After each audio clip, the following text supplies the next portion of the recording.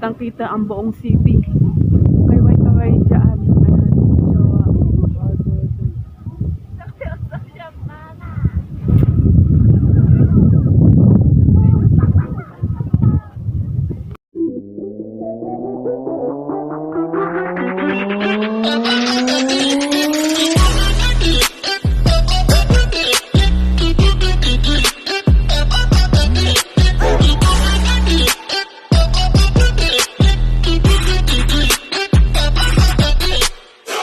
Guys, kumusta?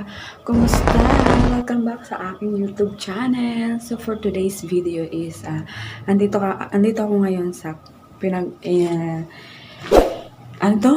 pinag-stayhan namin. Overnight kami dito ni Jowa. So wala pa si Jowa, nasa work pa, mamaya pa uwi ng mga madaling araw.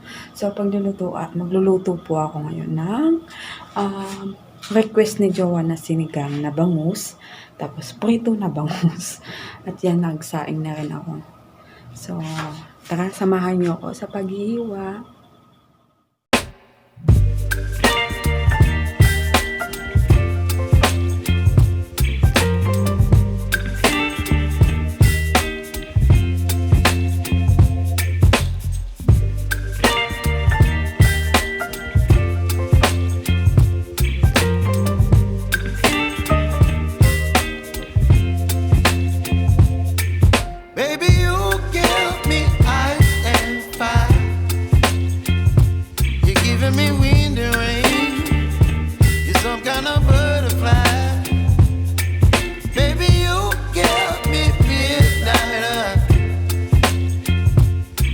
Up my appetite.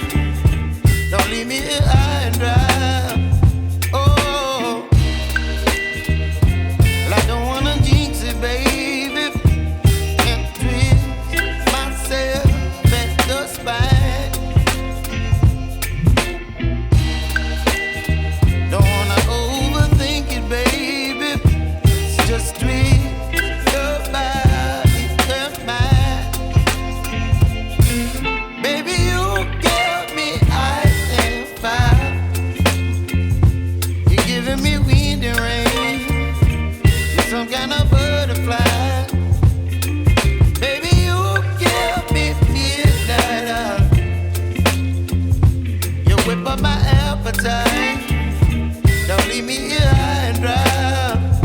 Oh, but I don't wanna jinx it, baby. Not get ahead of my time. Oh, but I don't wanna miss you, baby. So I stand up and speak just my mind. Oh.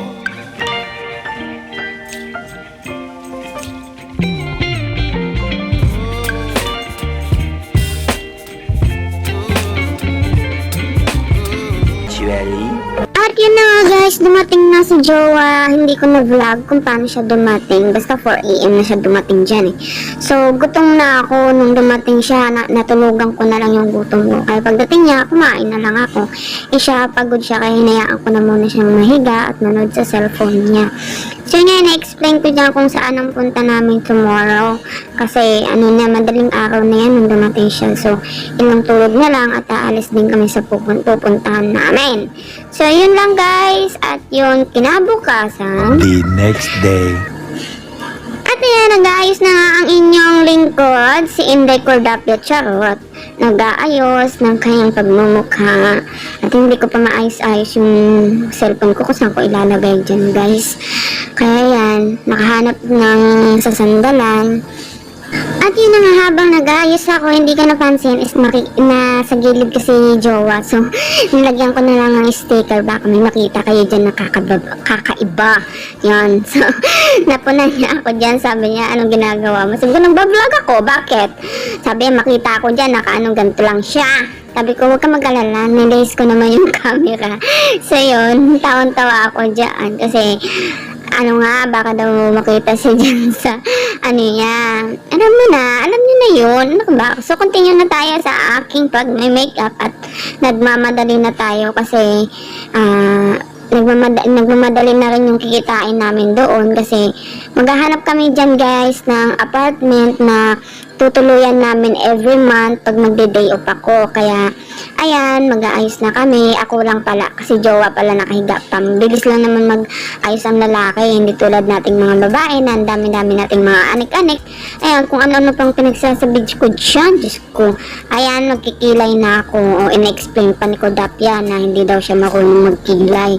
Kasi ang kilay ko dyan, guys, is one stroke ba tawag dun? Diyos ko, basta yun na yun.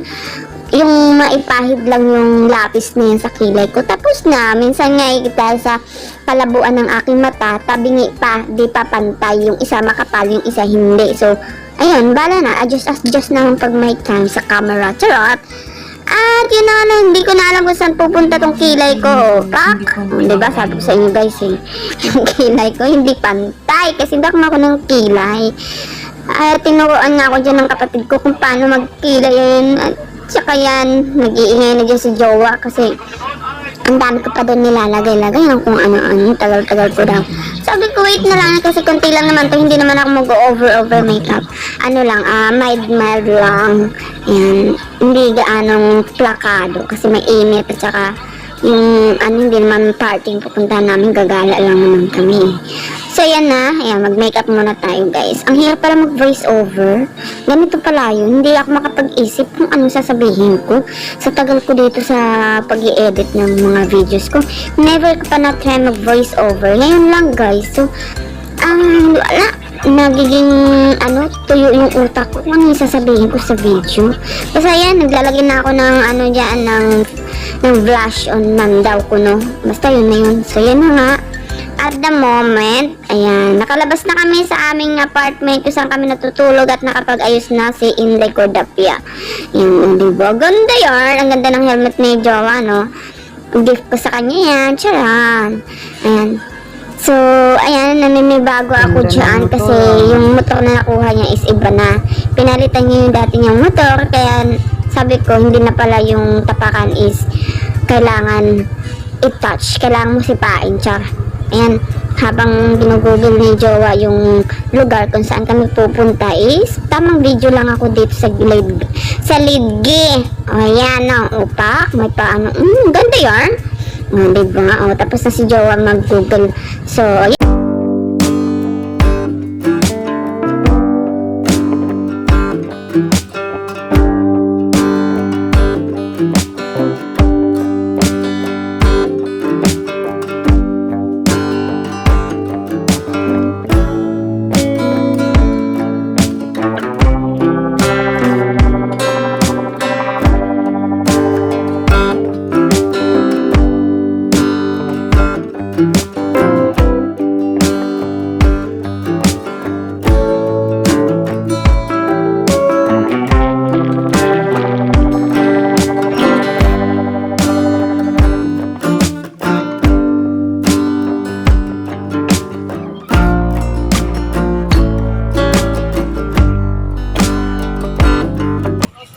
Skywalk daw.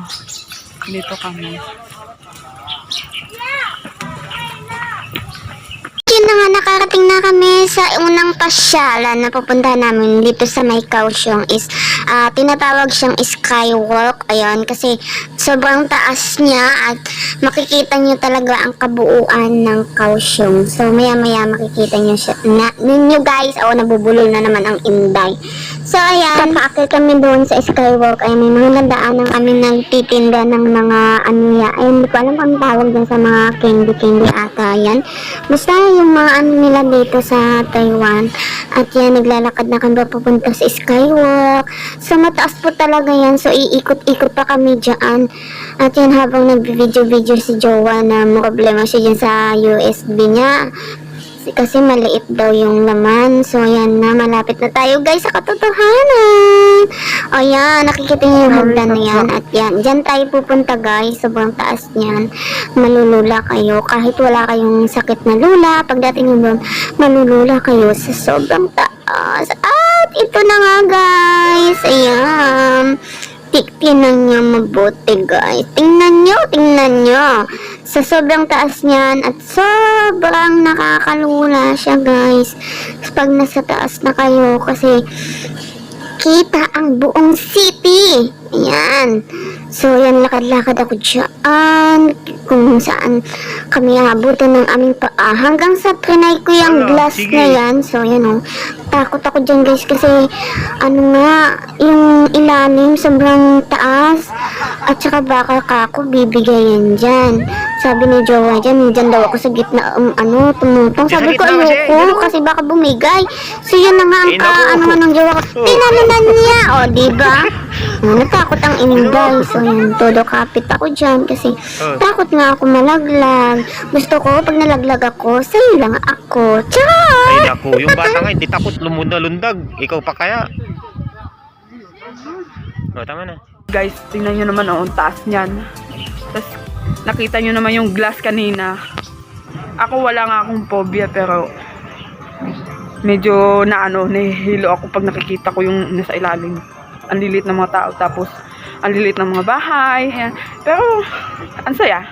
Kasi, napuntahan ko siya. For almost 6 years ako dito sa Taiwan. Ngayon ko napuntahan to. Sila sa dulo kasi. So yun guys. Hanggang dito na lang muna ang ating video at ang ating vlog for today. So, kita-kits sa next vlog. Bye guys. Thank you for watching.